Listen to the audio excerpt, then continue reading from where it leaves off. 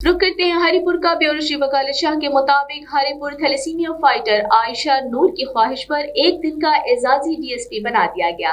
SMT thalassaemia care and prevention centre में जेर इलाज थैलेसीमिया की बच्ची की डीएसपी बनने की ख्वाहिश डीएसपी सर्कल खानपुर ने पूरी कर दी।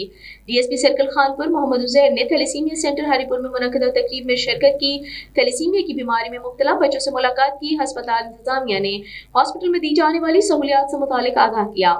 डीएसपी सर्कल खानपुर ने थैलेसीमिया फाइटर आयशा नूर की पुलिस के साथ मोहब्बत, खुलूस और ख्वाहिश को सराहते हुए एक दिन का एजाजी डीएसपी बनाया।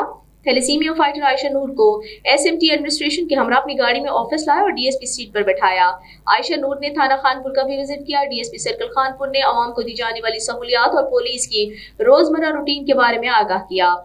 डीएसपी सर्कल खानपुर मोहम्मद उजैर खान ने इस मौके पर गुफ्तगू करते हुए कहा कि ऐसे बच्चे खास तवज्जो, अहमियत और मोहब्बत के मुस्तहिक होते हैं।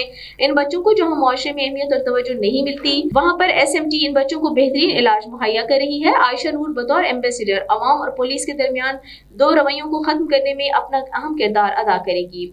हरिपुर पुलिस ने हमेशा मुआशरे में अपना कुलीदी किरदार अदा किया है और थैलेसीमिया के इन फाइटर्स की जिंदगियों में खुशियां बखेरने के लिए अपने वसाइल को बरूए कार लाते हुए हर मुमकिन ताउन करेगी।